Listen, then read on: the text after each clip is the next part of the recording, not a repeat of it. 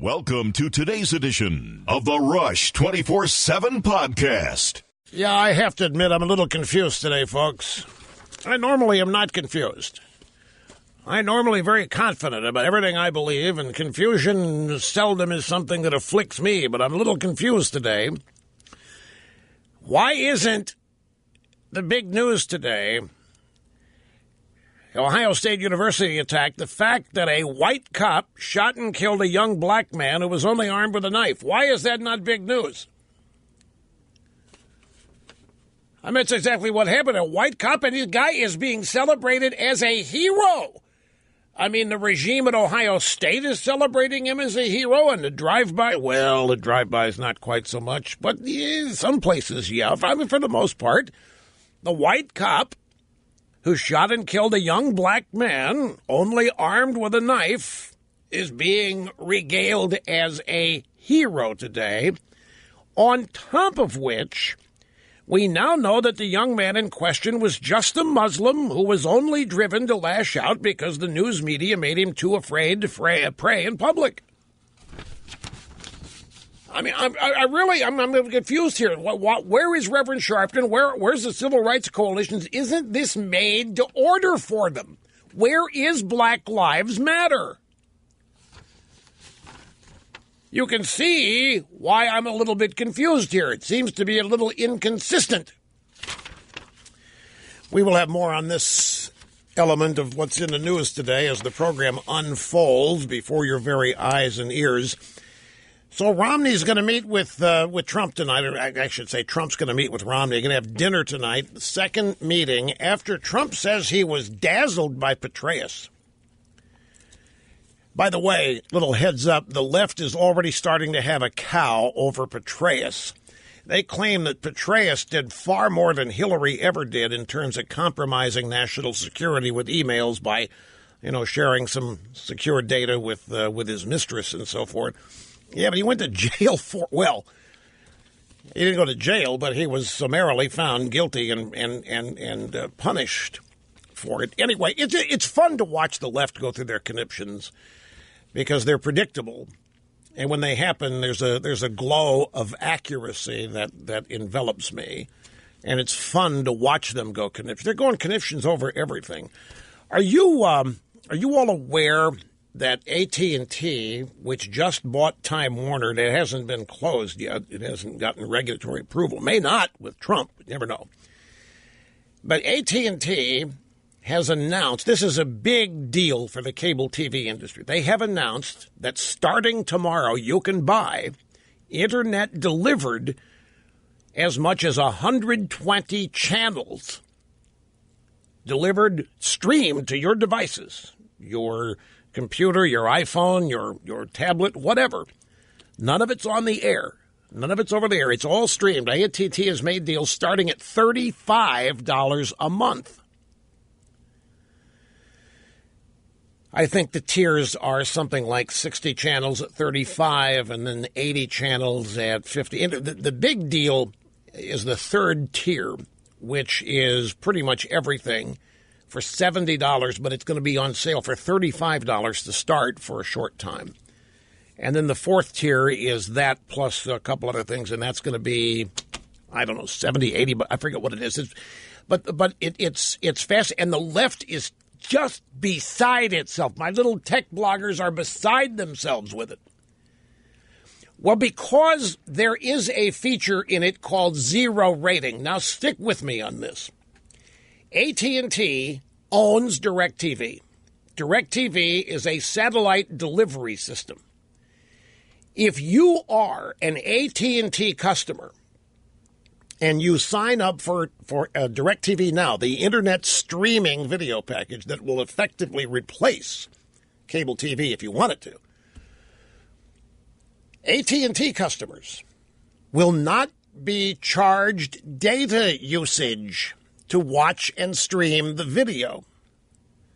And they say that violates net neutrality. And they say that violates competition. It's anti-competitive, that other networks, other providers can't provide it because They're not providing this. It's a great illustration of how people who think they are for competition are actually for big government and heavy regulation and are anti-competitive. You know, AT&T wanted to buy T-Mobile, and the Clinton administration said no to the merger. You know why? T-Mobile is a maverick, and they are very competitive. They're not a major firm, and as such, they make unique deals to attract customers, and we don't want to take that away from the market. Well, customers are going to find what the market makes available. It's not AT&T's fault that they invested in DirecTV, and it's not AT&T's fault that they have the ability to not charge their own customers data charges as they stream video from this new offering. It's a competition thing.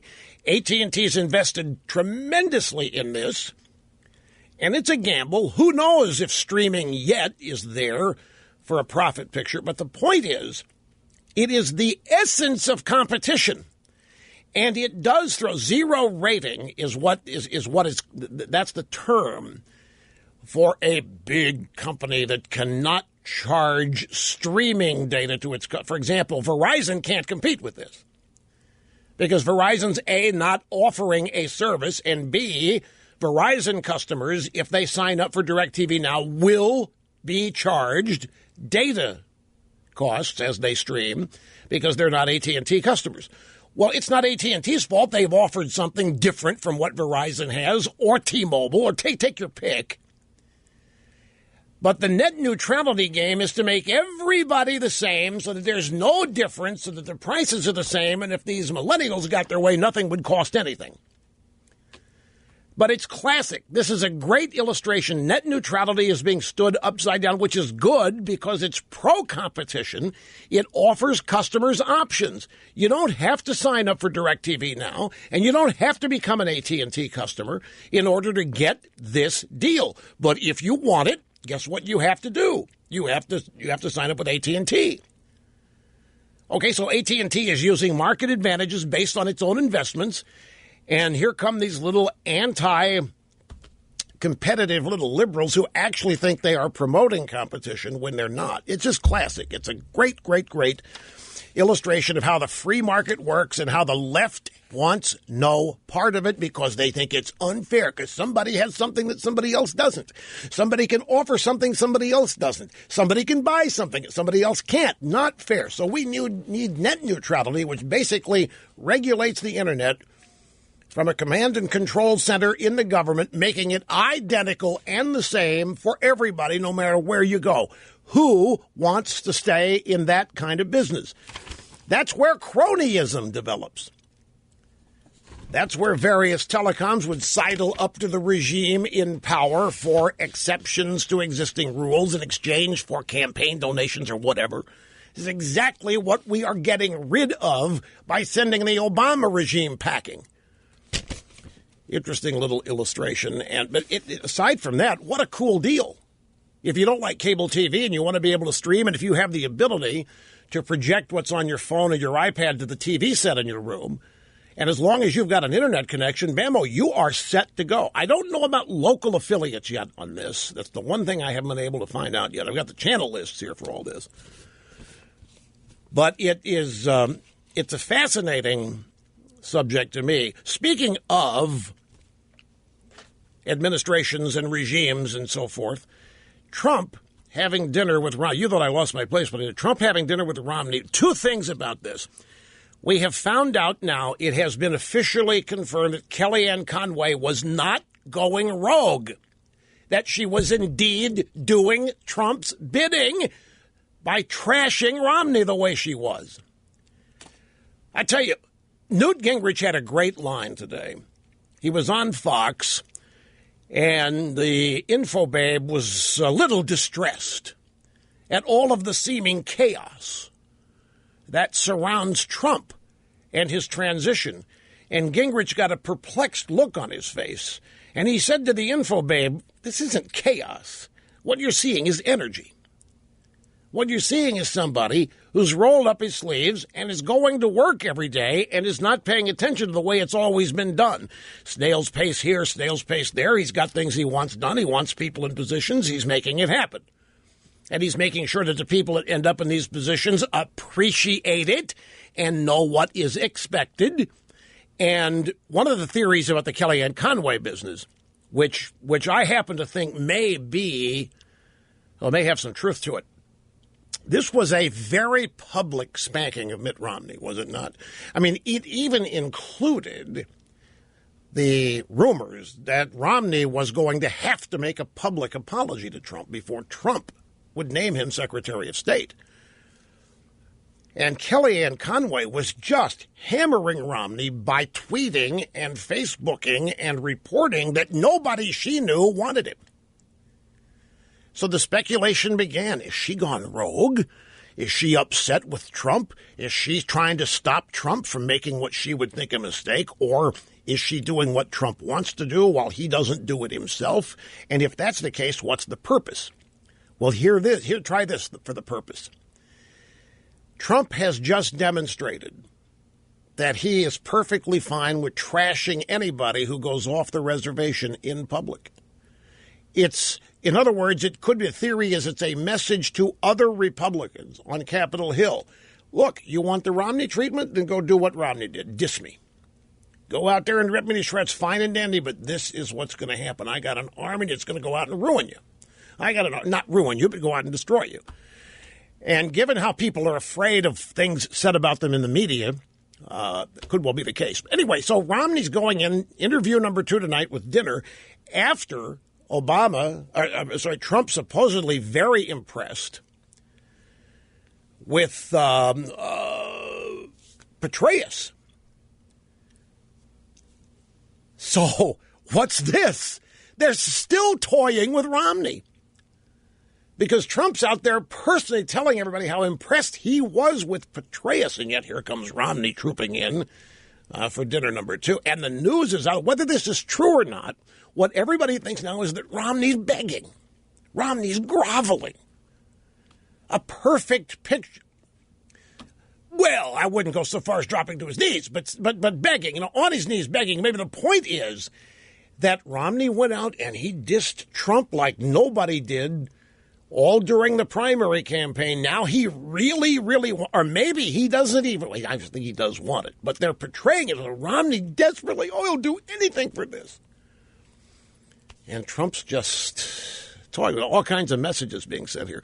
I'm just thinking, if you're going to go and recruit people for your regime who have dissed you, why not go out and get Alicia Machado? Steal her from the Hillary camp, put her over at the weight loss division at Health and Human Services or something. There's got to be a place for Alicia Machado in this. Gingrich also said, he said to the Fox Info babes, this is not chaos. This is energy. This is creativity. Washington hasn't seen things like this. And by the way, sound bites and stories coming up with the drive-bys continuing to express their utter frustration at understanding Trump. Doris Kearns Goodwin and David Axelrod pulling their hair out trying to figure out how Hillary lost to this guy. They literally are going bonkers, trying to understand how Trump's out there and he's saying that millions of illegals voted. And by the way, we know that dead people have voted in every election, usually for Democrats. We know there's election fraud out there. These are the people who usually tell us to be on the lookout for it. The Democrats, they're the ones that staff every polling place with lawyers galore. Now they're acting like there's never any fraud, there's never any irregularities, and Trump's insane. I think he's got these people spinning in circles. Investigation into what? Oh, they are. There are some people calling for an investigation now. In fact, it's the old Tom Foley line. I saw it. It's in the New York Daily News today, and it's either a columnist or a story. Some of these charges Trump's making are so incendiary, an investigation is required now. Meanwhile, Michigan's been certified. Trump's at 306 electoral votes. There's nothing this pathetic Jill Stein can do. You know what I think this is about now? There was a Ron Fournier tweet yesterday. I had it in the stack. I didn't get to it. Raising doubts about legitimacy of election even without overturning the result is part of Clinton's plans to keep her options open for 2020. So Ron Fournier says that Clinton's team getting involved with Jill Stein is not for overturning the election. In fact, there's a story that a lot of Democrats are getting fed up with this recount business. They think it's a distraction and not good for them. But Fournier's theory here is that Hillary getting involved, sending her people to help Jill Stein get involved in all this, is nothing more than Hillary staying in the game and keeping her options open for 2020. If that's true, it's about something else. It's about lucre. It's about money. I have a story in the stack that all donations to the Clinton Crime Family Foundation from Australia have ceased. There are none. They have pulled out. I think if Fournier is right that Hillary is trying to stay in this game ostensibly for her political electoral options in 2020, what it's really about is Hillary staying in the game to be able to raise money for the foundation, because that's all the Clintons know, folks, is raising money, getting people to give them money. And that has been brought to a screeching halt by virtue of the election results.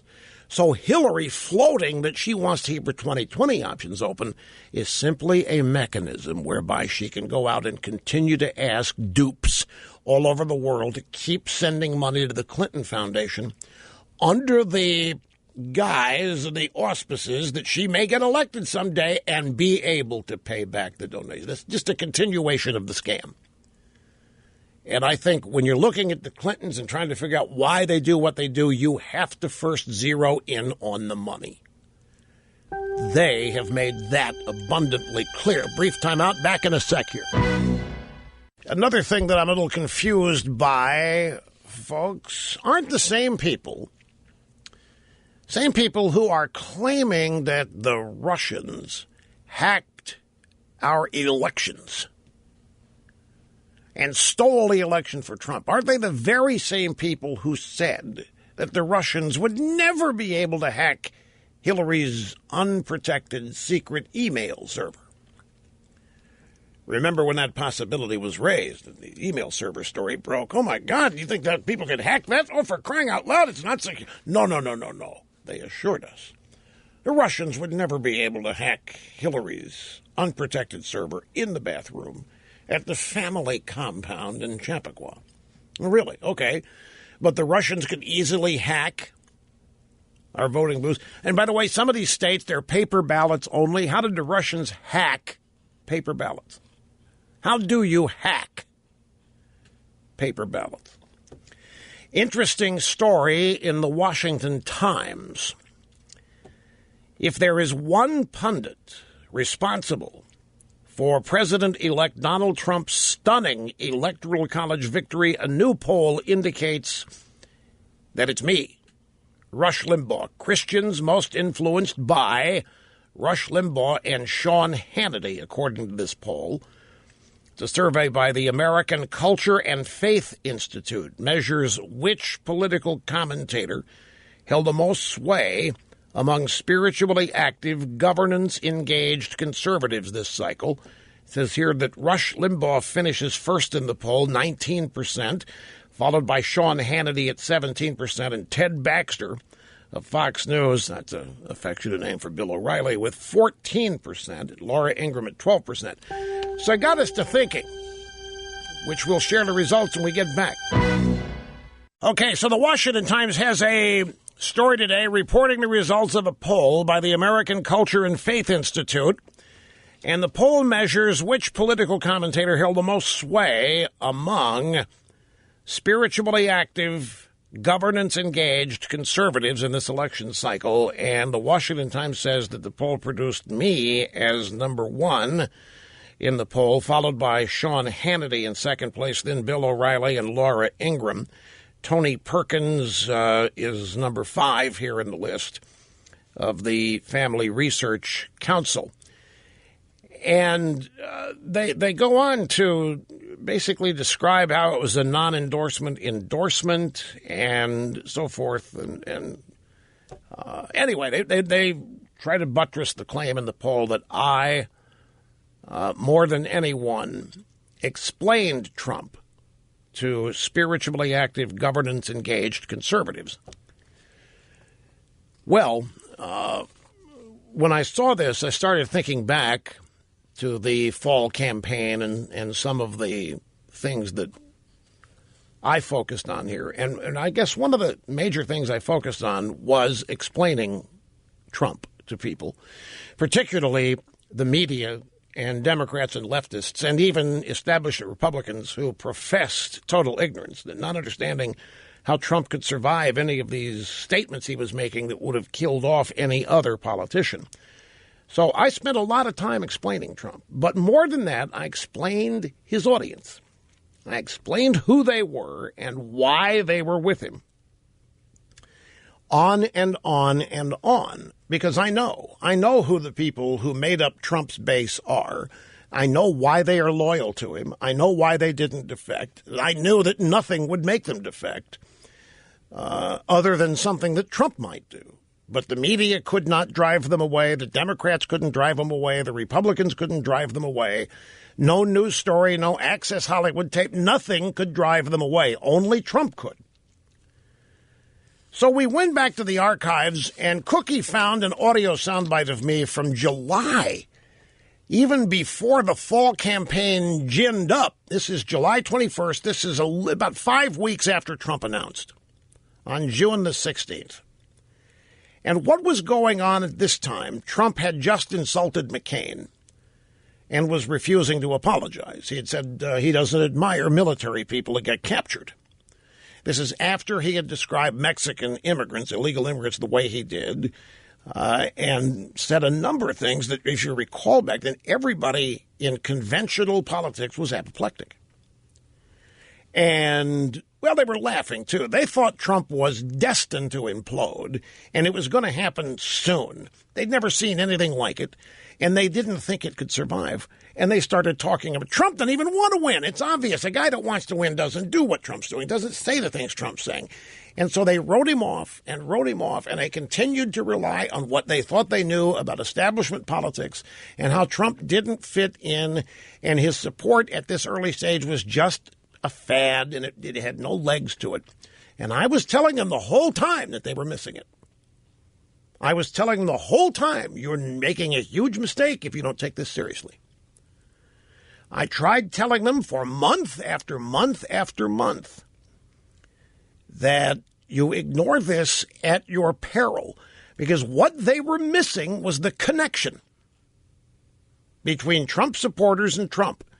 And the reverse, the connection that Trump had with the supporters. It went both ways. So Cookie found a soundbite. It gets close to illustrating this. July 21st. So what would that be now? Almost a year and a half ago. This is it's a couple of minutes of me explaining why conservative Christians who stayed home for Romney would come out and vote for Trump and stick with him. The drive-bys, the media, the establishment in Washington are all trying to figure out, why is Trump getting so much support? Why is it getting... I'll tell you why.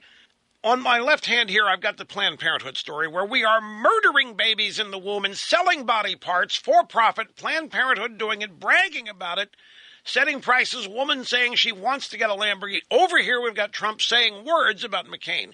And in those two circumstances, what's everybody upset about? Trump. There's a sordid lack of proportion in this country. And my contention to you is that the American people are far more fed up with what they learn about Planned Parenthood. A vast majority of Americans are livid and scared and shocked and repulsed by what they've learned about Planned Parenthood, to the point that makes Trump's comments about McCain pale in importance and comparison. And yet over here, we have the establishment and the media, and they haven't said a word about Planned Parenthood, but they're beside themselves with anger and shock and dismay over what Donald Trump is saying. I mean, you talk about disconnect People in Washington, D.C., at all levels of the political class, being media, elected officials, people that work at lobbying firms, fundraisers, the whole mess, the bureaucracy, I don't think they have the slightest idea what it is that's on the minds of your average American citizen these days. So the average American does everything he or she can to get their attention. In the case of Republicans, sit home and not vote and let Barack Obama be elected. No doubt in my mind that the 4 million or so Republicans that sat home in 2012 didn't vote for Romney did that as the only way they can get a message to the Republican establishment. They were disgusted. They were fed up, asked for money, never being listened to. So, to me, this is evidence of just how sick our whole political structure and maybe culture at large is right now. I should add that Trump was talking about Planned Parenthood at the time and expressing his disgust with it. And Planned Parenthood had its defenders, and they were coming out, they were denying all this and saying it wasn't true, but it was despicable. It remains despicable. By the way, one of the first things that the Republican Congress is expected to do now is to defund Planned Parenthood. It is high on the agenda list. And it looks like that'll happen. And that's going to be an earthquake. That's going to be an earthquake, and there's going to be a tsunami. And whatever it is that they are exercised about now, they will forget. I'm talking about the establishment, the left, the Democrats. They are going to go bonkers when that happens. Mr. Snerdley, you know who the black actor and entertainer Nick Cannon is. Have you heard what Nick Cannon said over the Thanksgiving weekend? Nick Cannon said that Planned Parenthood is planned genocide of African Americans. He called it eugenics. He described it exactly as it is. He's a black entertainer. Wasn't this Nick Cannon? Help me out here. Did he used to have a relationship with Mariah Carey? He was married to Mariah Carey. Yeah, for a minute. Right. So that's who he is. And, of course, then he took a relative amount of heat, and he reaffirmed what he had said. And he said, I have the story here, but not in front of me, so I've got to paraphrase. But he said, you African Americans, you have to learn something. This system wasn't set up for us. He's talking about the founding of the country. And at the time of the founding, he would have been right. That were the days when in order to get the southern states to join the Union, the framers had to make all kinds of concessions, which they made to allow slavery to continue. But they made sure to write in the Constitution the tools necessary to abolish it down the road, which also happened. You know, we are one of the only countries to abolish slavery, and yet the civil rights coalitions run around acting like it's still the order of the day. But he went on to point out, he said, look, you people celebrating Planned Parenthood have got to get a grip. They are committing genocide again. And who are they?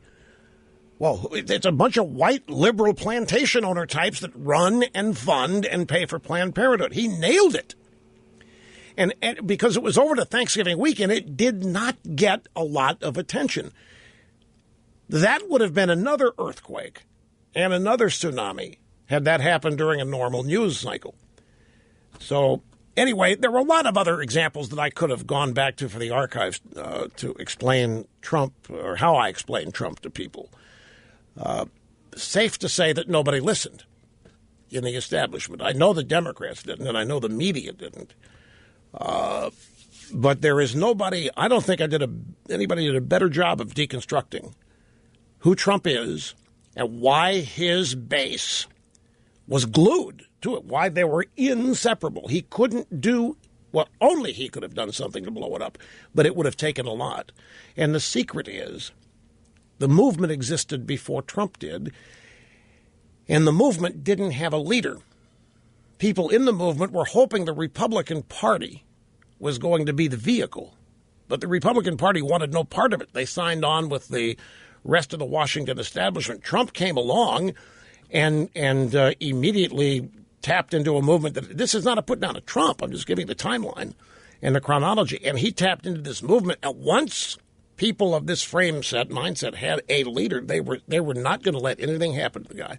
They were not going to let the usual attacks take him out, like the Access Hollywood video. They were not going to let the establishment destroy another person they believed in with the usual tactics, and they just ended up befuddling everybody. In fact, people to this day, the establishment to this day, still can't get their arms around the fact that Donald Trump got a greater percentage of the evangelical vote than any Republican since Reagan. Because they look at Trump and they say the 3 marriages and the jokes, the Alicia Machado, all the stuff, the media, but they can't. The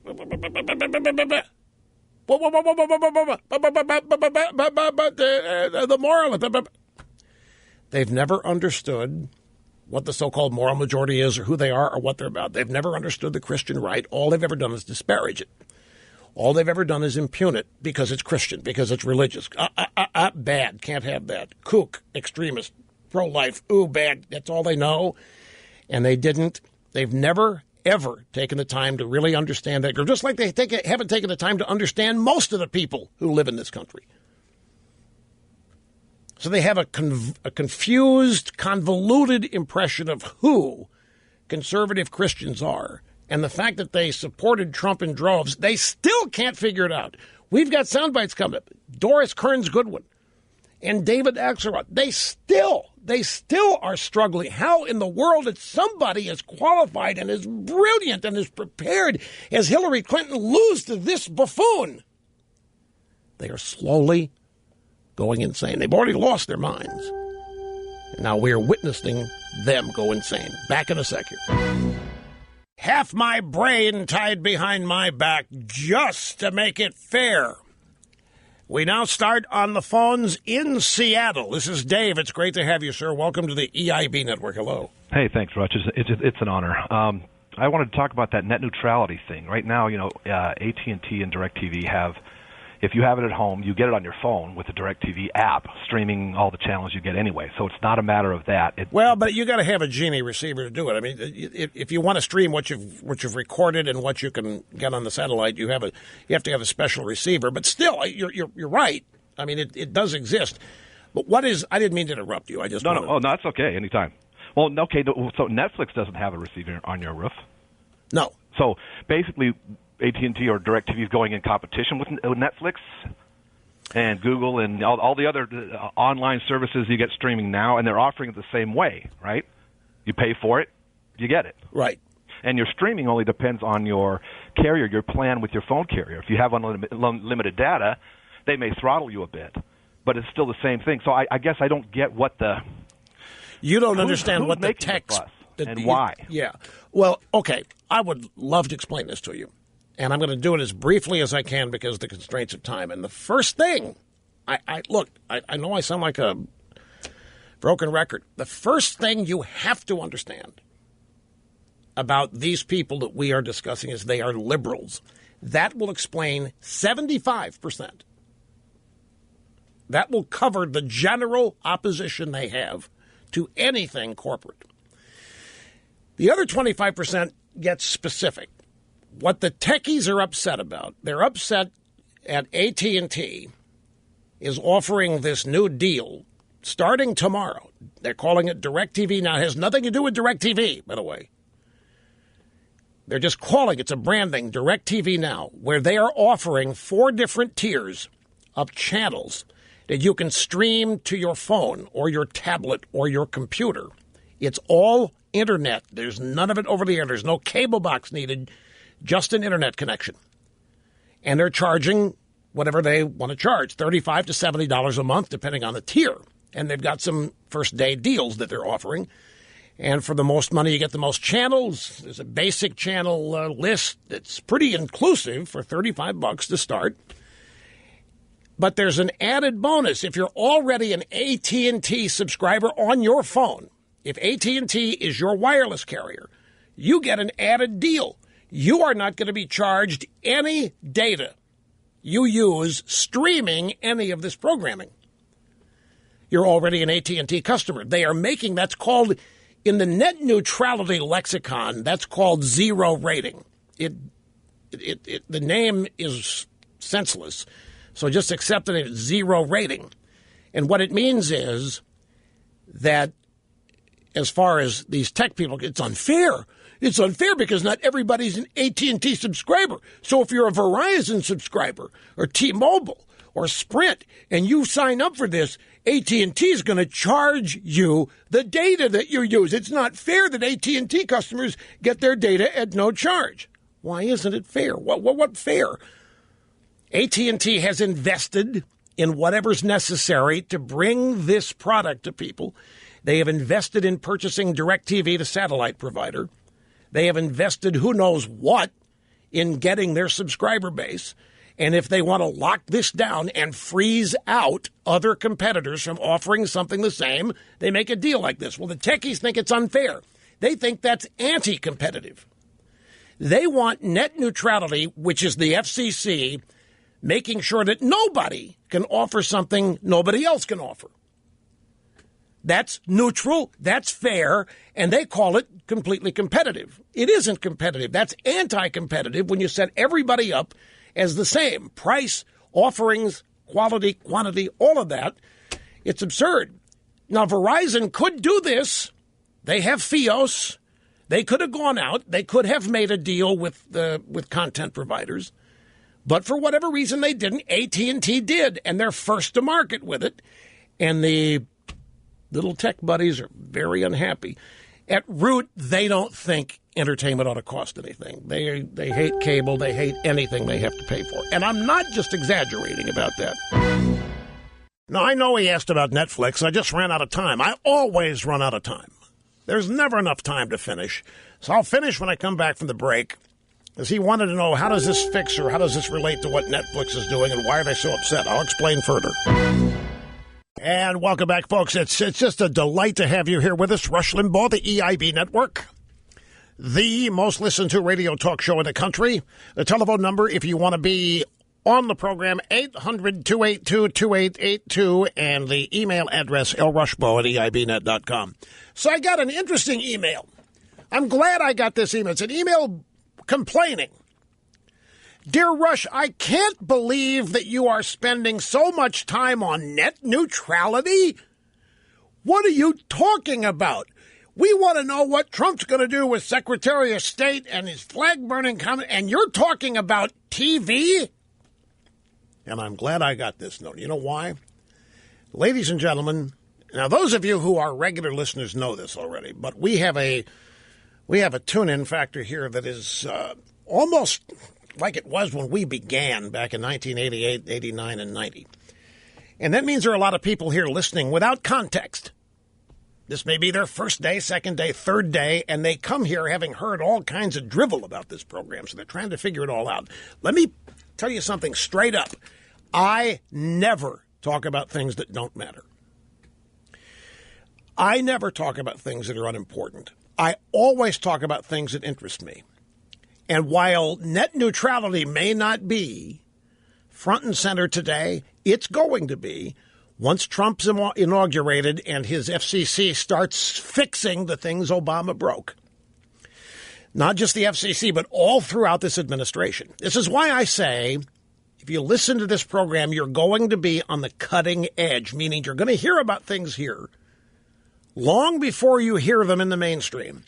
And what's going to happen is, sometime down the road, this net neutrality thing is going to blow up. And you're, I know about it. Rush talked about that a couple months ago. Is going to be your reaction to it. Now, I don't want to spend a whole lot more time on this right now, but it is key because what we do here is expose the left. We deconstruct them and expose them. They are ruining this country.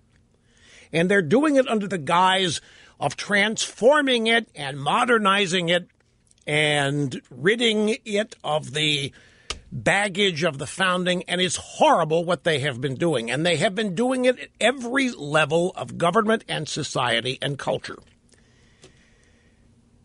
So this guy called, and he wants to know why are the techies so upset about this, and he used Netflix in his example of various things that you can stream, and he wanted to know why The left is so upset at AT&T and the way they're offering their cable package. By the way, AT&T is taking a huge risk here. Nobody really knows yet just how extensive so-called cord cutting is. Well, the best indication we've got that it's real is the subscribers ESPN is losing. They are losing they're over 600,000 subscribers down now. Cable companies have to pay ESPN almost $6 per subscriber. That's 3 times what they have to pay for HBO or anything else. And ESPN is losing gazillions of dollars with these cancellations. Now, are they losing these people because people are tired of cable TV? Are they losing because they're tired of ESPN becoming political sports?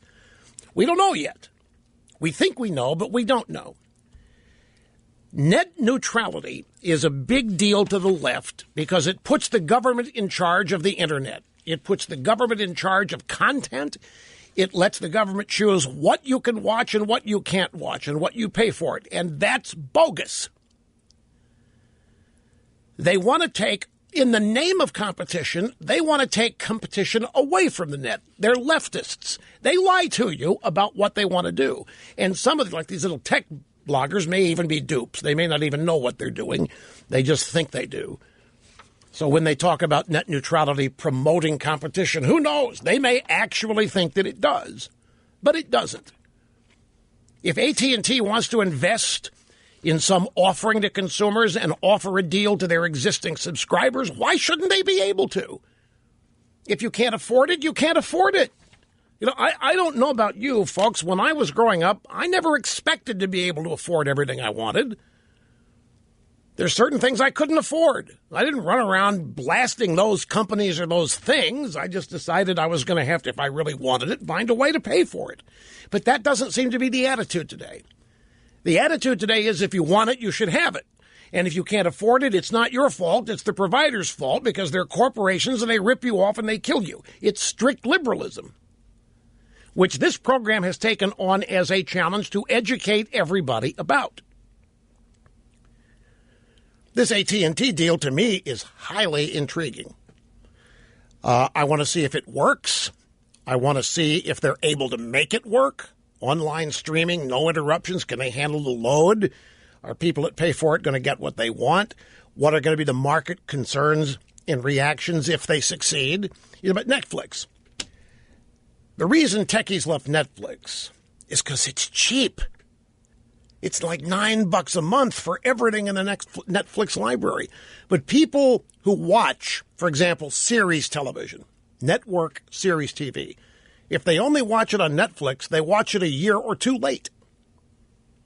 You want to watch, say, I don't know, Law & Order SUV on Netflix, you'll watch this season in a year or 2.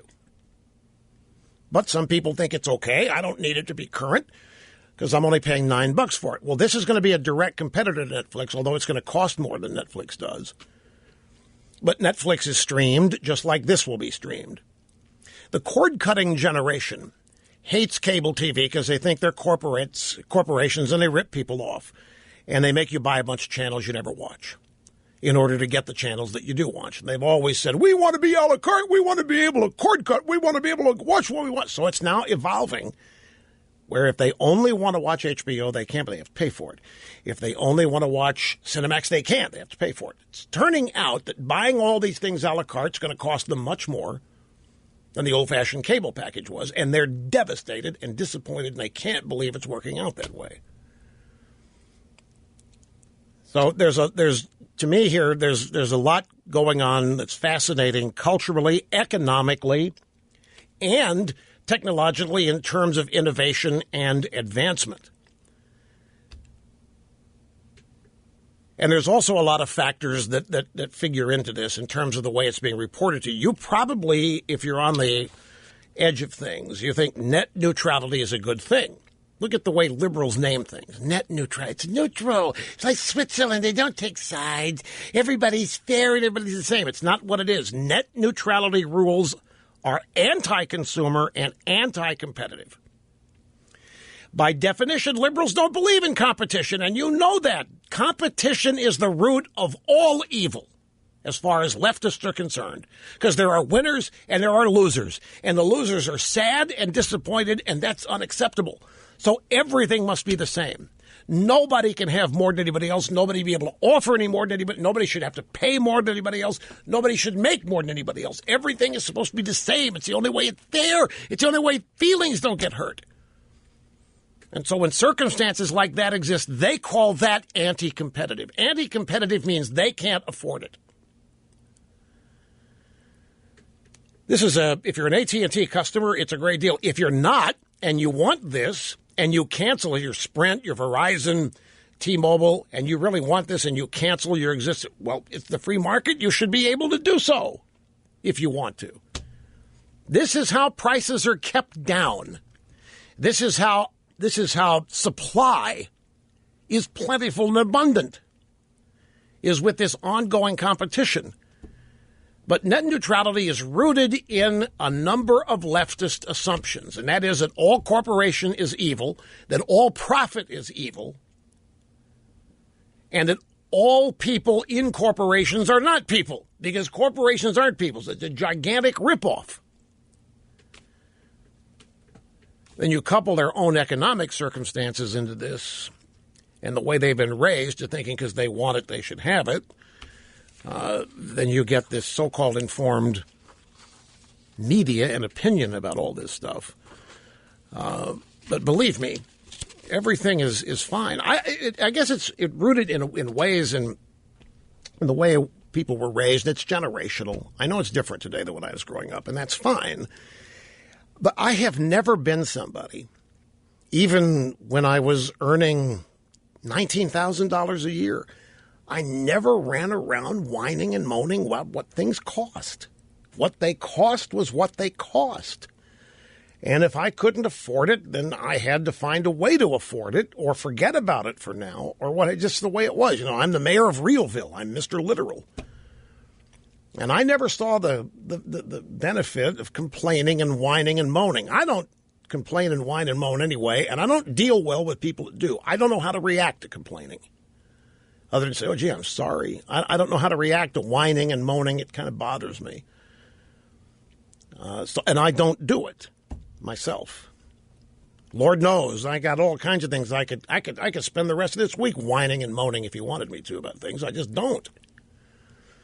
But it seems to me that a lot of people do, and I don't have much patience for it, particularly in matters like this. But if you start with the presumptions that liberals do, that corporations are evil, and it all descends from that, and that government is great, and that government's there to make sure corporations play fair and are not mean and don't rip people off. There's truth in a little bit of truth in everything. Some corporations are bad. Some corporations have done bad things. But as a general rule, it's dangerous to subscribe to things like that. At any rate, AT&T's thing starts. They offer. I think it debuts tomorrow. We'll see how it goes. But you are going to be hearing about this because Trump is going to get rid of net neutrality. His FCC is going to broom it, and when that happens, you're going to hear caterwauling like you haven't heard caterwauling, right along the lines I have been describing. And when it happens, you're going to be able to say, I know about this. Rush told me about this all the way back in December, or actually November. Now, I want to grab a phone call here. This important subject. It's Catherine in Austin. I'm glad you waited. Welcome to the EIB Network. Hello. Hello, Rush. Thank you for taking my call. I'm a minority and a Trump supporter from day one, so nothing has changed my mind about him in the past. But today, I'm worried about his tweet on people who are born in the American flag. I don't like people who are born to a flag, but I think they have the right to do it. It's their First Amendment right. So when Trump said that they should be put in jail or have their citizenship taken away, I think that's getting a little too totalitarian to me. Mm-hmm. I don't know what you think about that. What you think is going on in his mind when he's tweeting that? I'll tell you if you want to know. Yes, of course. I'd be glad to tell you. But first, let me restate what it is that you are calling about, just so people are brought up to speed. And if you've not heard this, there's been some flag burning going on out there at various places, protests at pipelines and stuff. And Trump has seen it. And he tweeted the following. Nobody should be allowed to burn the American flag. If they do, there must be consequences, perhaps loss of citizenship or a year in jail. Exclamation point. And so Catherine here, and you say you're a Trump supporter? Yes, of course, from day one. Oh, okay, yes, of course. But are you wavering now? Is this making you nervous? Are you thinking you might have made a mistake? No, but I keep getting all kind of criticism from my Facebook friends about him. Screw that! You got to learn to ignore that. I knew that's why I'm patient here. We would have to keep defending him on. No, look, I have run into this my own self. You know, people say bad things about me, Catherine, out there too. And I've had people tell me, you know, Rush, I've been telling people to listen to you, and I finally get them to do it, and then you say something so offensive, and they look at me, you listen to this, and I'm tired of defending you, Rush. Why do you say stupid things like that? I know what this is like. You have to ignore the Facebook stuff, and you must trust what your instincts are, Mr. Trump. Let me ask you a question. Honest answer here. Do you really think Donald Trump wants to put somebody in jail for burning the flag? It's in words. People can post, take a snapshot, post it anywhere. No. I don't care what other people. Do you think? Do you, Catherine in Austin? I don't think so. Okay. Do you think that Donald Trump thinks that people that burn the flag should have their citizenship stripped from them? I don't think so. Okay, then don't be worried about it. The only reason to worry is if you thought he meant it. Forget these nerds on Facebook. You're never going to persuade them. They're never going to like Trump. They're always going to razz you about it. They're losers. Do not allow your happiness to be determined and defined by what these people on Facebook say. They're trying to make you waver. They're trying to weaken your support for Trump. Let me read something to you from a former Supreme Court Justice, the late Antonin Scalia. You want to hear this? Yes, please. Scalia on flag burning. In one of his last public events, Antonin Scalia of the United States Supreme Court explained why he cast the deciding vote in the Johnson case on the principle of a textual reading of the First Amendment. He said, "If it were up to me, I would put in jail every sandal-wearing, scruffy-bearded weirdo who burns the American flag. But I'm not king." He said this in November of 2015 in Philadelphia. He said the same thing Trump said. He said, "I think every scruffy, bearded, sandal-wearing weirdo who burns the flag should be in jail." But he knew he couldn't do it. He wasn't king. He knew it was never going to happen, and Scalia knows that freedom of speech has consequences. And the consequences of freedom of speech are speech you don't like, that you don't want to hear, that you don't want to listen. But Scalia was saying, and Trump knows this as well, the answer to it is not to punish him, to shut him up, to put him in jail. The answer is more speech. If there's some clown burning the flag, drape yourself in the flag and go run around right in the guy's face and start telling him how much you love America. Donald Trump's not going to put anybody in jail. He's not going to strip their citizenship. This is how Donald Trump tells people what he thinks about it. I know Trump. I'm not saying I know Trump personally. I've talked to him about this. What I'm telling you is I know Trump. I know what Scalia meant when he wrote what he wrote. He's personally disgusted by it. Scalia and Trump both, they love the country. They do not understand people who don't. They would love that everybody else loved the country, but it's not going to happen. And since we don't have a tyrant or a dictator, we can't put him in jail. But Trump is telling you what he thinks of him. He's not going to do anything of the sort. This is where people go off the rails with Trump, with this literal business and so forth that's been still. Look, I'm out of time again here. I'm sorry I got to interrupt myself, but we'll be back here in just a second. Don't go. Talent on loan from God. Other things coming up on the big program today.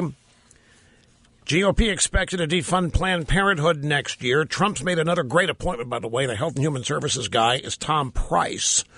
He's a congressman from Georgia. He is one of the leading anti-Obamacare dudes out there. And he's not all that big a fan of Medicare either. It's going to get good. This is a story from last week, the 25th. It's 4 days ago, but I've been intrigued by it. Wall Street hopes Obama's rules disappear under Trump. I did a triple take at that. This is from the New York Post. Wall Street hopes Obama's rules disappear under Trump. Now, what the hell? These people all supported Obama. They donated to Obama. They voted for Obama. They raised money for Obama. But they never supported him? What the hell is this?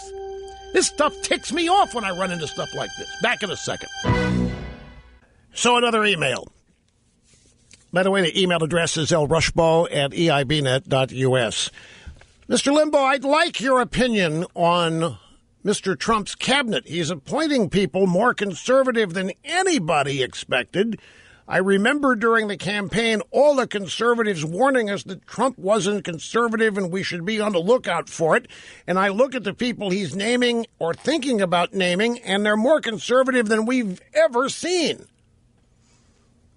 So what is the conservative movement thinking about this? Well, this is an excellent question, and of course I have the answer. But I want to get another phone call or two before I get to it. You people, I just said that I don't whine or moan and complain. And I don't. And I don't deal with people who do very well, because I don't know how. I don't know what to say to people whining and moaning and complaining, other than, gee, I'm sorry. I literally don't know what to say. But boy, I could complain to you about, I just don't have nearly enough time here to get everything in. I'm already frustrated. I can tell you right now, I'm not going to be able to get it all in by 3 o'clock today. And it ticks me off and frustrated. But I'm not complaining about it. I'm just telling you. Now back to the phones. Michael in New York City, welcome. Great to have you with us, sir. Hi. Hi, Rush. I want to say thank you again for taking my call. It's been a pleasure. I've been listening for years, and the one thing I realized over the last year is that I actually started to hear you, and I think that's what the listeners need to do. They need to start hearing you.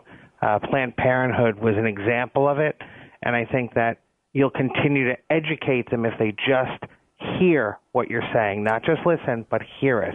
It has substance. I mean, the information's been great over the years, but again, they need to start focusing on the hearing side of it and take it a step further than just the words.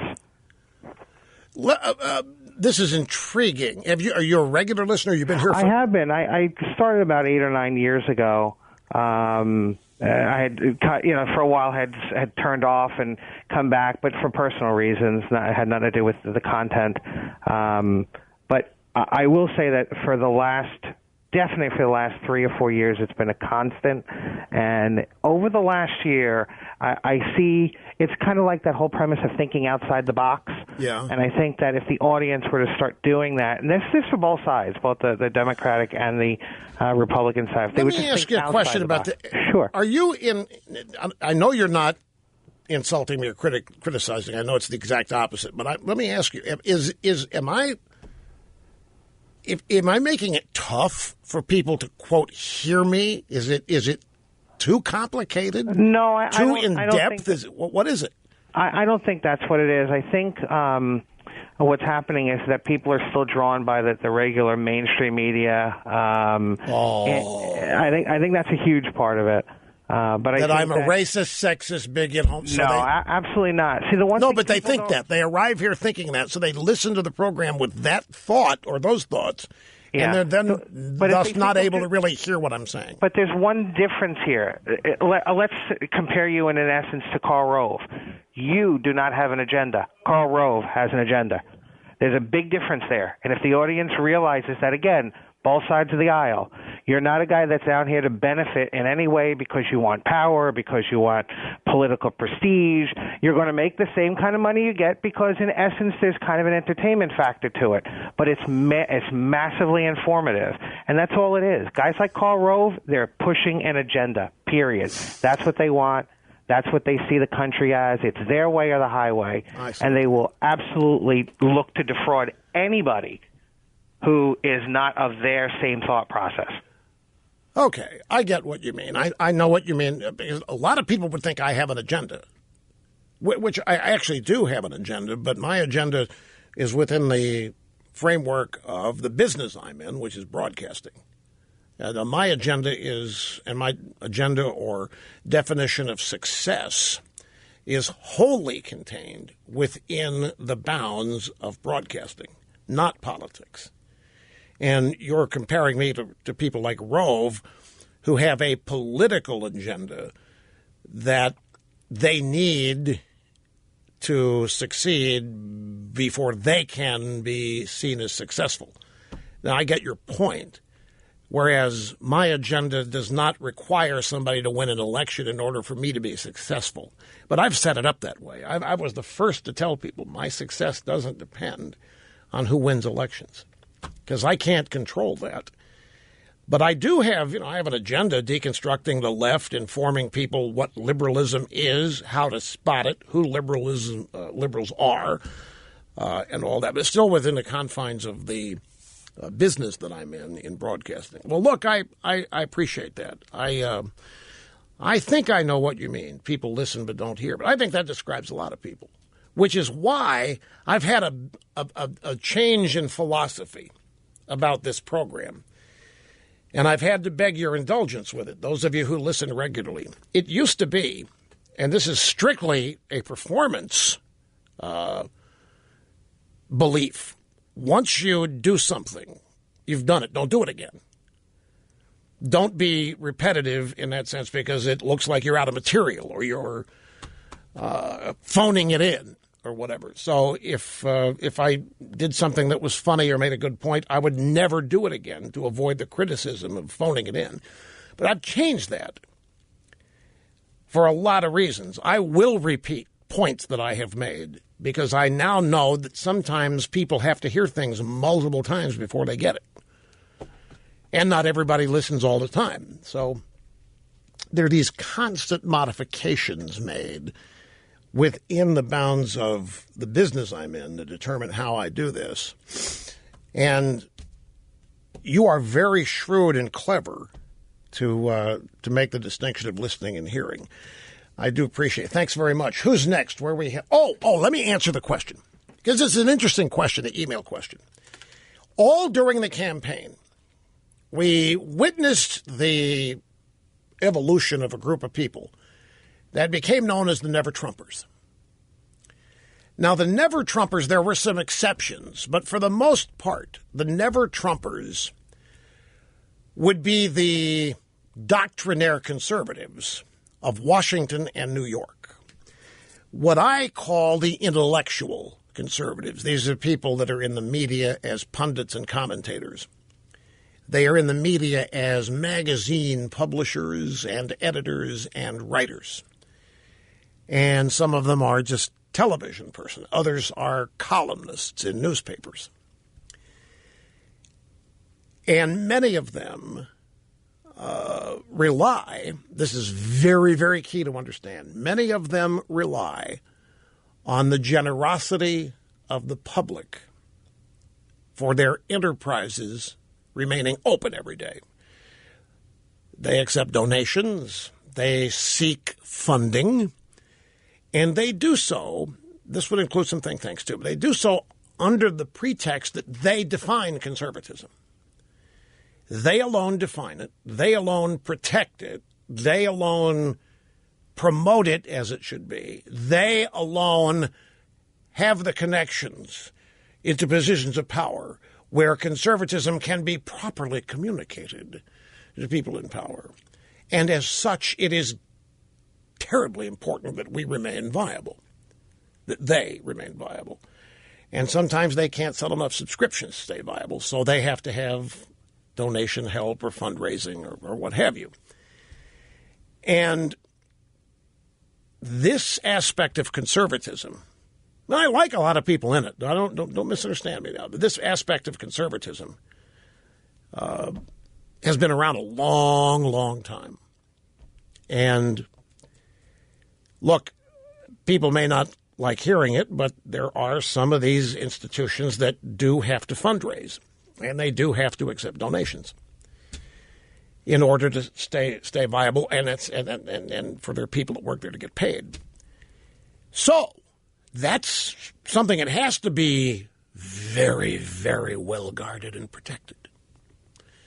And above all, the reputation must remain intact. That group, that is where real conservatism is located. That is where the intellectual truths, the sacred screeds, the Red Sea Scrolls of conservatism are maintained within that group of people. And if you're not in that group of people and are conservative, you're okay, but you are an outlier.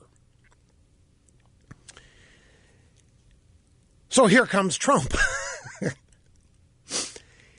And many, not all, but many of the people who have been devoted to that branch of conservatism found Trump very attractive. And they began to shift to Trump.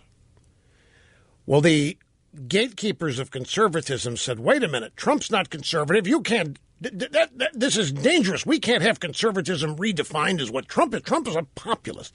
Populism is a conservatism. This is terrible. This is terrible. Their life's work has been devoted to maintaining conservatism, promoting it, and implementing it as best they can, and keeping it defined in an intellectual, ideological purity. And so here comes a bull in a china shop, Donald Trump, and many people are calling him conservative. And the true arbiters are bothered by that. They don't think he is. They don't want conservatism to get redefined, misdefined, even though many of these people I'm talking about, have people in them who tell us we got to forget Reagan.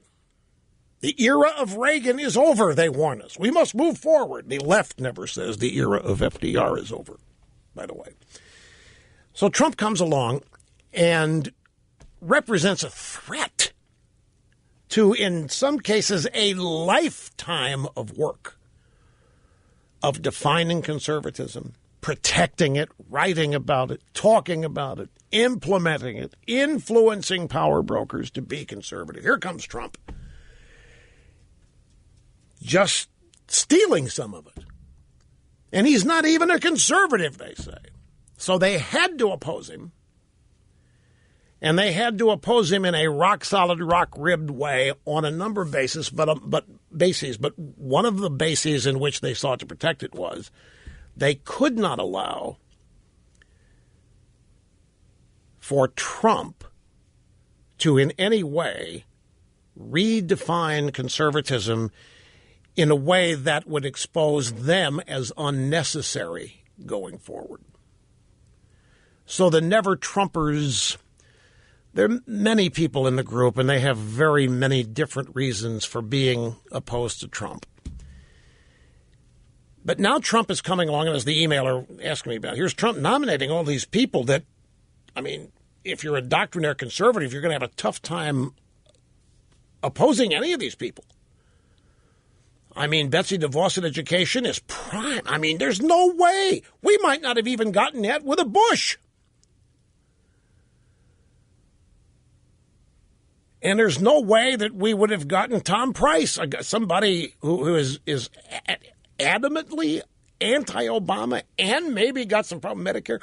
We wouldn't have had. I mean, these are people that are uniformly acceptable, and some of them even happily accepted and inspiring. There's some problems out there. Now, the never-Trumpers love Romney. I think Romney'd be great because he's one of them, they think, in a way. Not all of them do. But it's got to be a dilemma. Wouldn't you think, Mr. Snerdley, it has to be a dilemma because this was not supposed to happen. Trump was not even supposed to know these kind of people. I mean, Trump was going to know Vinny from the tire shop down there in East Hoboken and put him in charge of the Department of the Interior. And then he's going to turn him loose, and Vinny from Hoboken's be chopping down every tree in every national park. Oh, my God, now we're getting these people being... Now, just doesn't compute. But it's a problem for never-Trumpers. They've got to maintain the never-Trump position for a host of reasons. Primarily among the beliefs is that Trump is a phony and eventually he's going to expose who he really is down the road, and they have to stay home where doctrinaire mainstream conservatism is to be there to pick up the pieces when Trump blows it. I mean, that's one of the thoughts. There are many, many, many aspects to this. I've generalized this as best I can for the constraints of time, again, which I'm out of. Yeah, this story from the New York Post 5 days ago. The wrong piece there. This is about these Wall Street people that say they hope Trump gets rid of Obama's rules on Wall Street. Here it is. Wall Street hopes Obama's rules disappear under Trump. So what the heck is this? So I read Donald Trump's campaign promise to bring jobs back to America is already boosting expectations, changing the habits of Wall Street. Bankers and traders are the most optimistic in years that the next go-go era is just around the corner as Trump vows to roll back post-financial crisis regulation. I know this is Dodd-Frank that they're all excited about, and other anti-corporate regulatory things that Obama did. Already, banks are reacting to Trump's win, Wall Street firms told the Post. The heavily regulated financial institutions are hitting the brakes as far as hiring compliance professionals. They're in wait-and-see mode about which Obama-era trading rules will fall by the wayside. I read this with my mouth wide open. Where were these people during the campaign? They were funding Hillary Clinton. They were paying Hillary Clinton to come give speeches. $20-some-odd million over 2 years. Goldman Sachs, a number of times paying her $250,000 to $300,000 to deliver speeches. And that's not what they were paying her for. Wall Street was funding, bankrolling, and propping up the Democrat Party. And now after Trump, and they were opposed to Trump, and they were doing everything they could to defeat Trump. Now after Trump wins, now we get a story about how excited they are that Trump's going to roll back some of what Obama did, all of which they publicly supported. I don't know what they privately did. So I started asking myself, why would these people do everything they could to get Obama elected twice and then do the same thing for Hillary, while all the while opposing them? Is that true? So I said, are they just afraid? Are they just so afraid of power that whoever has it, they have to fake it and sidle up to? Or is it that whoever is in power, they will sidle up to and make them think they're big supporters? Whatever, none of this is genuine, I can tell you that. There's so much phoniness out there. It's all part of my belief that we didn't even need these last 8 years. Obama, we could have beaten Obama in both elections had people not been afraid. And we still have lots more straight ahead, my friends. Still barely even scratching the surface here. So you sit tight and be patient, because we will be back here before you know it. Rush Limbaugh, the EIB Network, rolling on. Never talking about things that don't matter. Never bringing up the unimportant. I am Rush Limbaugh, executing assigned host duties flawlessly, ensconced firmly in the distinguished Attila the Hun chair here at the Limbaugh Institute for Advanced Conservative Studies. Our telephone number, if you want to be on the program, is 800-282-2882. And if you want to send an email, and boy, has the email been something today. I mean, it comes in here in droves. I would be embarrassed to tell you how many emails. I just hunt and peck. I mean, I scan subject lines. And that's how I can't possibly read it all. And the stuff that I've found today is just over the top in depth. The email address is lrushbo@eibnet.us. Listen to this one. This is about a guy. And I'm stunned by this. I am stunned at this. This email is in regard to the guy who called about a half hour ago, who told me that he's been a listener, solid listener for the last, 8 or 9 years or 5 or 6, whatever it was. And he thinks a lot of people listen, but not enough really hear. He was talking about the difference in listening and hearing and how people ought to make a greater effort to actually hear. So I reacted to it, and I got an email from a guy who thinks I don't get it fully. Listen to this. I think that caller was more complimentary and profound than you might know, Mr. Limbaugh. He gets you. The only thing I wish you would clarify sometimes, to shut up these never-ending critics of yours. Yes, your mission is to succeed within the confines of broadcasting, as you say. But at the same time, you don't mislead the audience or say things you don't believe just to get ratings. You do try to persuade people politically, but you also present that message in the most entertaining manner possible. The two are not inconsistent. That is, while your goal is broadcast success, you would never betray your principles or your audience to achieve it. And you don't have to anyway. But what I think this caller was saying is, you might have an agenda both in broadcast ratings and in pushing the political ideas you believe in, but you can be trusted because you don't have a personal political agenda. Yours is philosophical. You care about the country, but your income doesn't depend on you tailoring your message to advocate a certain viewpoint. You're not a political hack, in other words. You are above that fray, and thus your audience trusts your sincerity. But outside the box, commentary and analysis. The outside the box observation is one of the most insightful things he said, because he's saying that you are free because of your unique position and your character actually to think and comment freely. Thus, you see things that others with conflicts of interest and agendas don't see, and you benefit your audience uniquely by sharing them. Hell, I understand what the guy was saying better than even he does. Now, what am I... That is deep. And that's from a listener who, he ends by saying, you say you know Trump, well, I know you. That's how he ends up. So look, I don't want to go through all that point by point, but there's a lot of truth in that. The primary thing I think he's concerned about, he thinks that when I tell you that my interests and success here have to do within the broadcast community, he thinks that you might think that I will do whatever it takes to achieve broadcast success, even say things I don't believe. And he doesn't want people to get that impression, which I have addressed countless times here.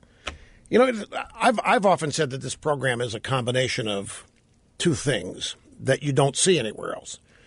One is the serious, honest, in-depth discussion of ideas combined with off-the-wall, irreverent humor, satire, and parody, both sides with credibility. And you don't find this. Like for example, back in the old Nightline days, if Ted Koppel opened his show with a joke monologue, you'd say, what is this? That's not why I'm tuned in here.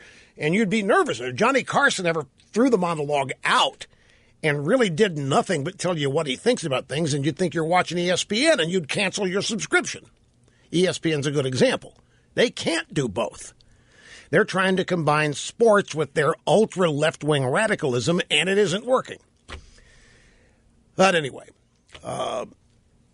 that is that. What next do I want to get into here?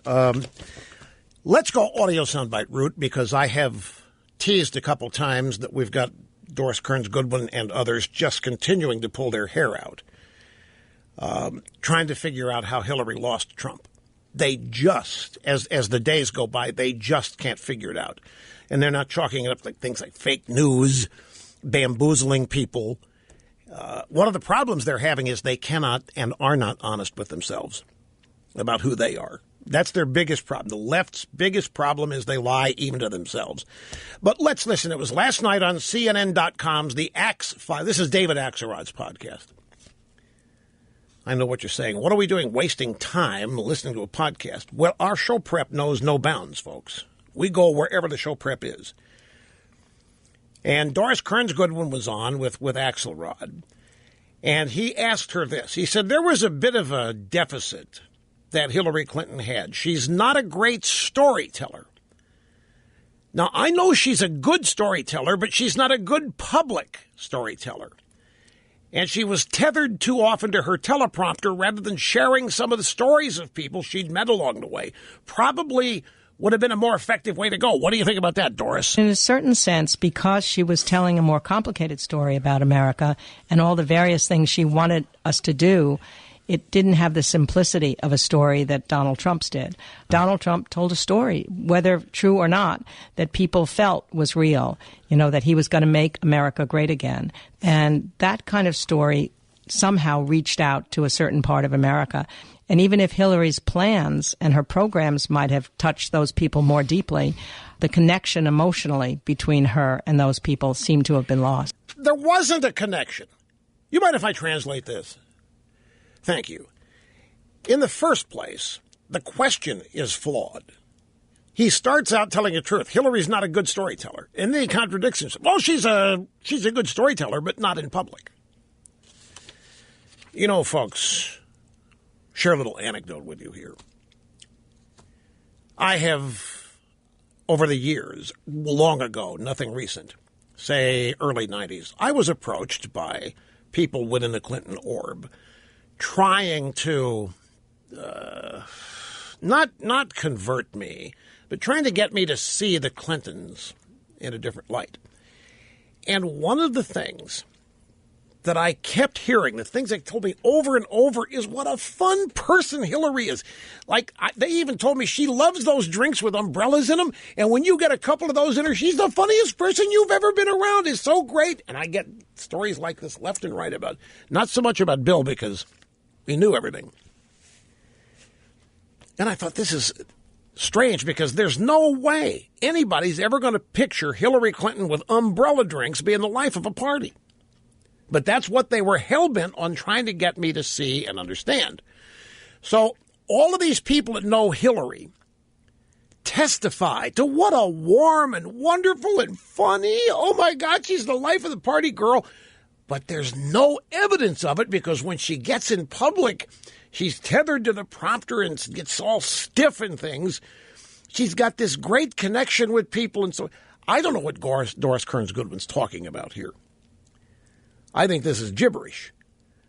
Well, in a certain sense, because Hillary was telling a more complicated story about America and all the various things she wanted us to do, it didn't have the simplicity of a story that Trump's did. Trump told a story that people felt was real, true or not, that he was going to make America great again. That's all people needed, because Hillary Clinton was not about making America great again. Everybody knew that Hillary Clinton, Barack Obama, Bill Clinton, you name it, they look at America and they see one grievance after another. They look at America and they see everything about it they don't like. They look at America and they hold America up to ridicule. They look at America and they think Europe's better. They look at America and they see all the deficiencies. And all the deficiency and all the problems with America tend to be rooted in one group of people, Republicans. White Christian Republicans. That's who the Democrat Party looks at. They see America and they see nothing but grievance after grievance, injustice after injustice, and people are tired of it. People don't want to hear their country portrayed that way. They don't think of their country that way. They don't want their country to be that way. They don't think their country needs to be corrected from things like that, because the corrections that the Democrats implement just make a bigger mess of things. Don't know who can use what bathroom. We're going to redefine what marriage is. We're going to make sure that, look at the Somali guy at Ohio State. That's a classic example.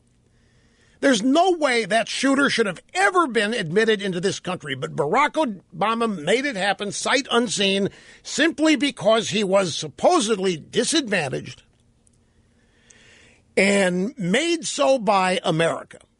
So he's this war-torn refugee from Somalia, and we had to let these refugees in, and we have opened the door to people who hate this country, and we have granted them free admittance, and then we subsidize them while they're here.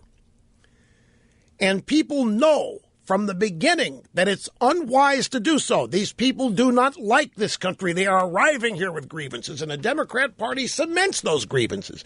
And then we get something like we had at Ohio State, or we get San Bernardino, California, or we get Fort Hood. And every time one of those things happens, we get lied to by the Democrats. It's workplace violence. It is anti-Muslim sentiment from conservative media people or whatever. We're never told the truth about why people kill Americans. We're told that Americans kill Americans because certain Americans practically deserve it because they're discriminating and they're prejudicial, and the American people are fed up with it. And Hillary Clinton did not indicate in one way that she was opposed to it. She was a promoter of this kind of thing. Hillary Clinton's look and view of America, nobody believed it when she talked about the great things in it because she didn't have any agenda that would have made America better. The Democrat Party agenda is rooted in punishing America for the grievances the left thinks we are guilty of. And they've got a list of grievances that date back to the founding, including the founding. The founding itself was unjust and immoral and racist and bigoted. And so Hillary's view of America is of a country that's guilty and needs to be fixed and corrected and punished. Obama, ditto. Joe Biden, ditto. All of these people, same view of America. That is what has become the mainstream of the Democrat Party. There weren't stories in this campaign. Trump's Make America Great wasn't a story. It was a philosophy. It was patriotism. It was a recognition that we have to take action to save this country, to preserve it as founded. Otherwise, our opponents, the Democrats, are going to continue in their effort to transform it, rooted in punishment. And most Americans just don't find their country guilty. And the Democrats do. We're guilty of racism. We're guilty of bigotry. We're guilty of sexism. We're guilty of homophobia. We're guilty of Citizens United. I mean, the list is endless. And Miss Kearns Goodwin, the real problem you and other Democrats have is that I have just articulated what you really believe, but you don't dare say it, or you wouldn't win diddly squat. So you have to tell stories about your love of America and this or that, but you don't pull it off because it's not sincere. And then when you get around to the things about America you do love, it doesn't make sense to a vast majority of the American people. But it's really no more complicated than you see America as guilty of a series of sins. Whereas most Americans think, yeah, we're not perfect, but we are not guilty. This is the greatest country on earth, and there's a reason why every Somali refugee wants to come here, a reason why every illegal immigrant here wants to come here. There's a reason why everybody on earth wants to come here. But the way the Democrats talk about this country, you wonder why anybody would want to come. And that contradiction dooms them. They've been losing elections in droves since 2010. The Democrat Party agenda, including the President of the United States, has been repudiated. It's been demolished. It has been decimated over the last number of years since 2010. It's right in front of us for us to see. Okay, here's the next Axelrod question. He said, well, okay, talk about adversity and the impact of adversity. FDR lived a charmed life until he didn't and was afflicted with polio. Lincoln's life was filled with tragedy and loss and depression. See how these people see things? Teddy Roosevelt suffered incredible loss. How did those losses shape them as leaders? What stunned me in a way when Donald Trump said that he had the very, very best temperament of anybody who'd ever run for the president because he always won, that he had a winning temperament. History would record just the opposite. I mean, Franklin Roosevelt's polio, Lincoln having had that real sense of sorrow. I think when you've come through adversity and you're able to see yourself backward, and if I got through that, I can get through this. He did communicate to people this sense that I'm a winner and I can make you a winner too. And now, I guess, the test comes. What's wrong with that? What's wrong with winning? What's wrong with being optimistic? What's wrong with being positive? Notice the left. Everything is the struggle. Not struggle. It's struggle. You got to be down for the struggle. And everything's a struggle. Everything in America is a struggle. Oh, my God, Lincoln, FDR.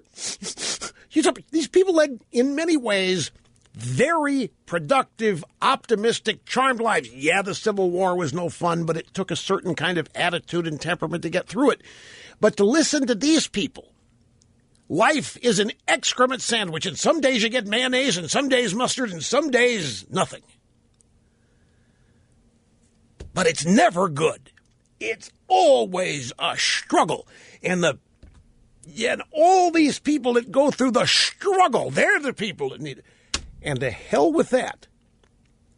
Because everybody has adversity.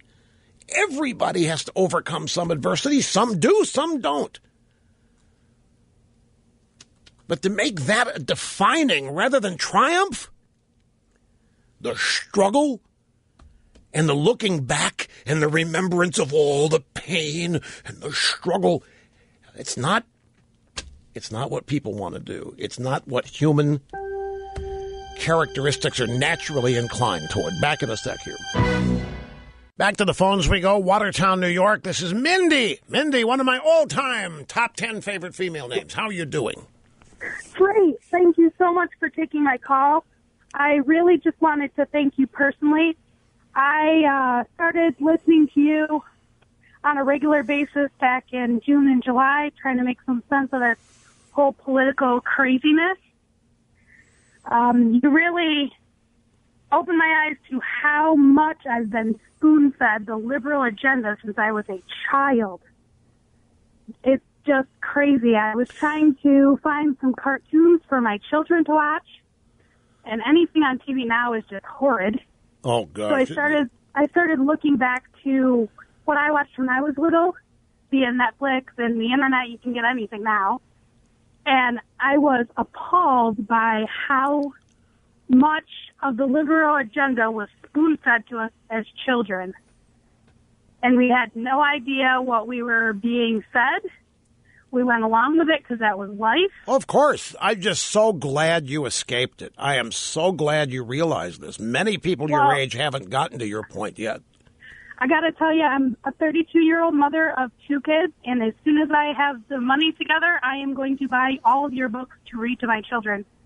I am just so grateful for you opening my eyes and letting me see just how left the whole country has gone in the education system and the entertainment system. I can't even watch any news media anymore because it just makes me sick to my stomach.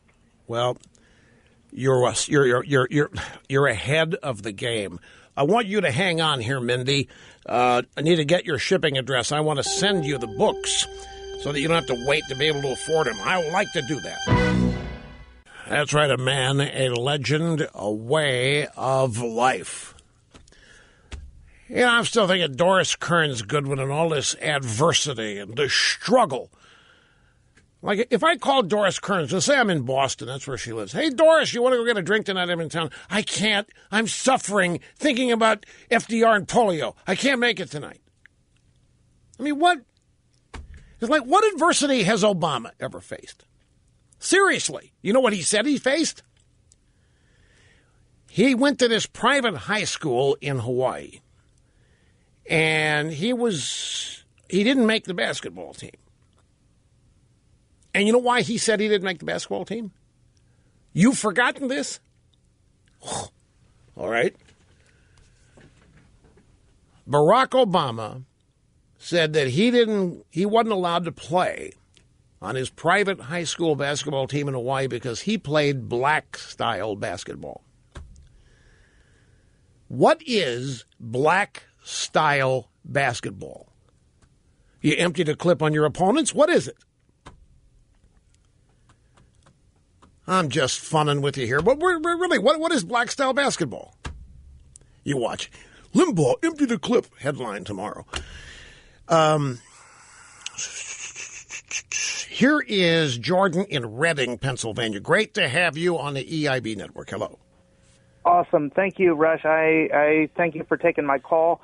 Long time listener. I'm a Rush baby, basically. I'm 28 years old, and you'll get a kick out of this.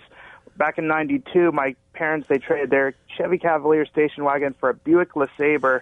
I didn't know how radio worked at the time, but basically I gave my bud, I said, oh, this is a great car because the first thing we turned on, and Rush Limbaugh was on the radio in that car. So you'll always remember the Buick LeSabre. Yes. That's great. Thank you. That's a great remembrance. Yes. Anyway, basically what I wanted to talk about is I'm glad you brought up this deal with the net neutrality thing. And let me say I am all for competition, and I agree with all of your points as far as if you can't afford it, don't buy it. And I'm actually excited for the AT&T, like the Direct TV Now. So am I. I am excited about that. I'm going to sign up myself. But one thing I wanted to talk about with the net neutrality, though, the point I wanted to make, though, is that net neutrality, because I'm a techie, I'm in the tech sector, and net neutrality, though, from my understanding, though, was supposed to level like the playing field so there could be better competition that doesn't discriminate based on content. So whether I'm listening to Rush Limbaugh on streaming radio or downloading a movie, it doesn't discriminate like either throttle or counts against my cap. Because like with AT&T, so with DirecTV Now, they are not being counted against that cap. And the same thing, like if Comcast like it had a streaming service or what have you, it doesn't count against the cap, but something like Netflix does count against the cap. Okay, by cap, you mean on your data, whatever monthly service you've agreed to pay your provider. When you so there's a cap on the data for the price. If you go over it, then you get charged additional. And you say Netflix is if you go over the cap, there is a cap on Netflix, but there's no cap for AT&T customers on DirecTV Now. That's called zero rating. And I know the net neutrality people think it's unfair. I had a long conversation with FCC Commissioner about this in the early days of net neutrality because the whole name of it confused me. This whole bit, net neutrality. And I must admit I'm prejudiced. When liberals are behind something, I'm automatically suspicious. So I wanted to find out what it was about. And this guy told me that the argument that net neutrality is simply about ISP equality in terms of equal access to whatever provider you want is BS, that's not what the proponents of net neutrality are really after. It's the way they're selling it because it's attractive to people. I mean, it's fair to be able to say that no one provider should be able to have access to greater speed or greater bandwidth than another because that's anti-competitive and it's unfair. So net neutrality was going to make sure that all the providers were governed by the same rules. And he said, well, that may be one of the things they're pursuing. The real objective of this is to control, ultimately, content. And it was, in his view, it was aimed at being discriminatory against conservative-oriented websites and providers under the pretext that there's way too much conservative media. There's Drudge, there's Rush Limbaugh, there's all these other sites, and the left hasn't been able to compete against them in the marketplace. And so they had to level the field and give the left equal access by limiting the access of conservatives who had been successful.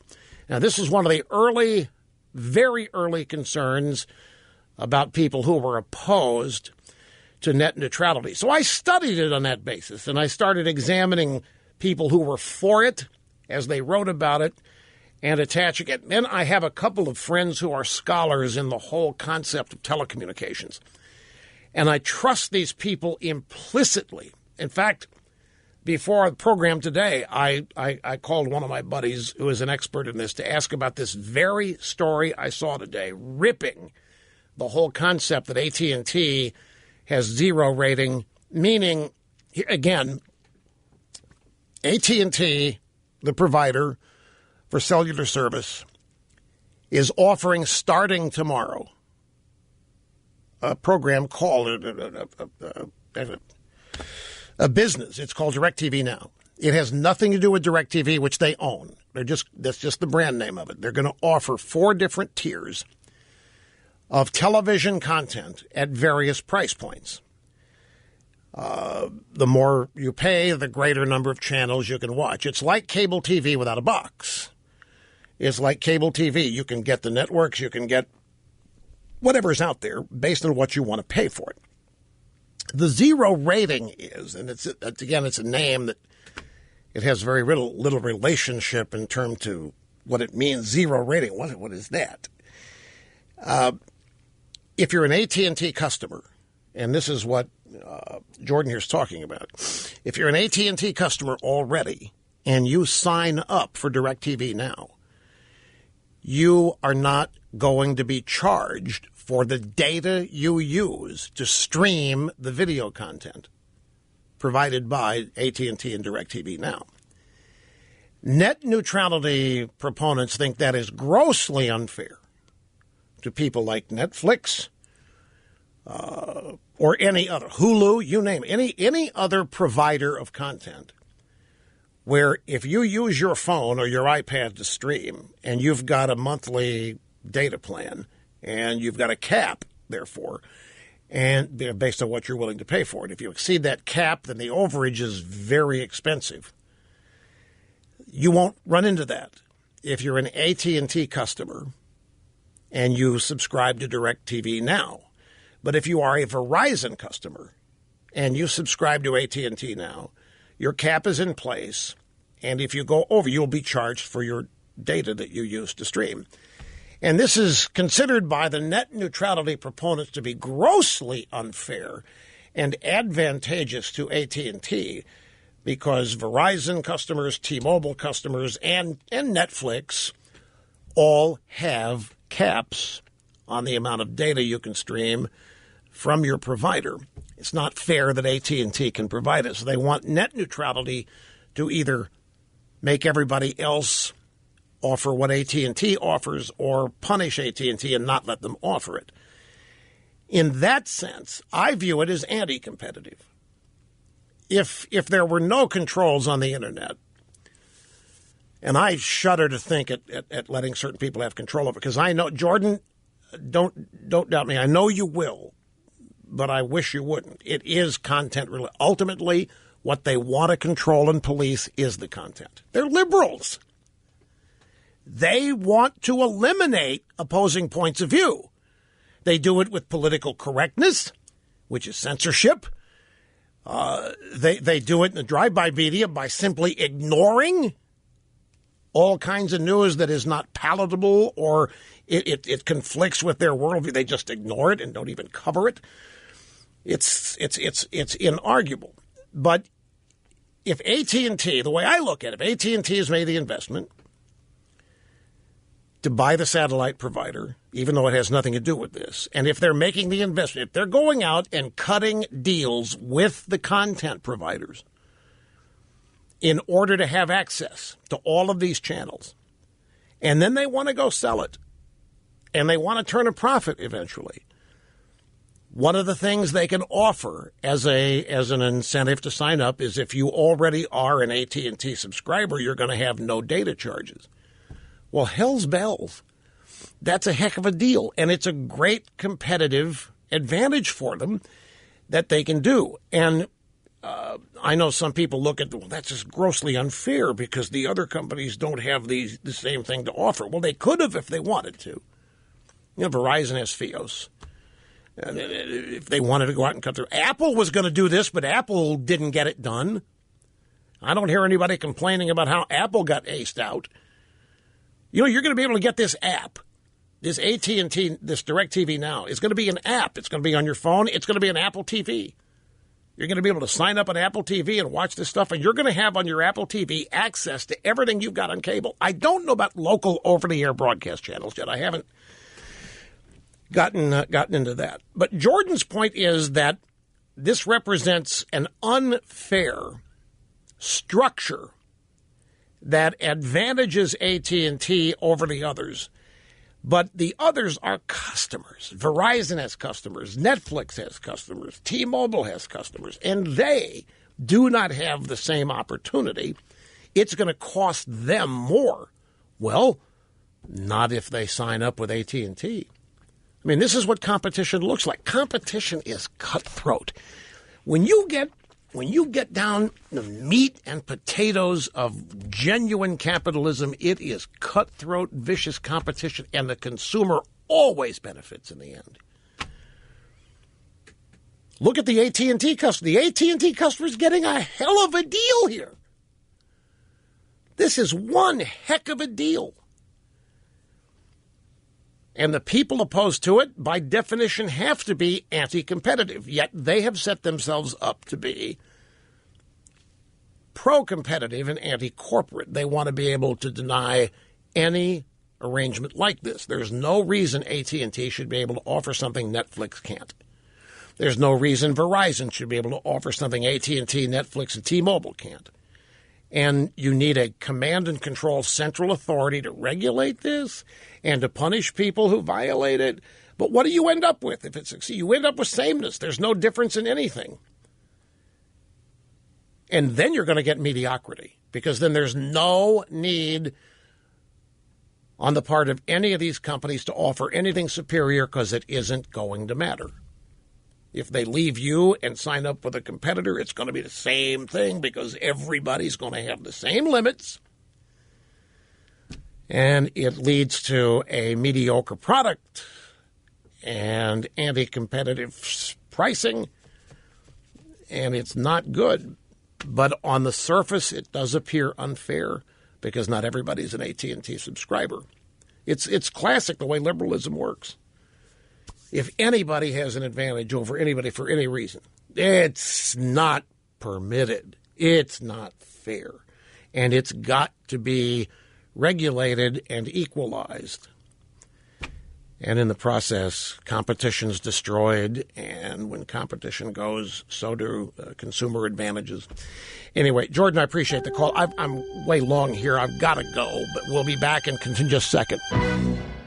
No, I read about it. Des Bryant and Josh Norman, and they were having a confrontation on the field, Thanksgiving game. And apparently Des Bryant went up to Josh Norman, "Where I'm come from, we emptied a clip on guys like you," or some such thing. And then everybody denied that was said. Email. "Boy, Rush, you haven't even talked about the latest Muslim terrorism in Ohio State. It must show it's a new normal." What's there to say? It was a terror attack. And the drive... No, the police up there just said it's looking more and more like terrorism. Really? There's no doubt about this. This is. And by the way, one other thing, T-Mobile is off. These cellular providers offer all kinds of data deals to get you to sign up. You can stream Netflix on T-Mobile, I think, with no cap. There's all kinds of opportunities for people out there. You don't need command and control central authority trying to regulate all this stuff, because all of it, again, is about punishing success from the left. Okay, I'll tell you everything you need to know about the Ohio State attack tomorrow. It was a terror attack, and people are confident Trump is going to deal with it and more, but I'll have that tomorrow.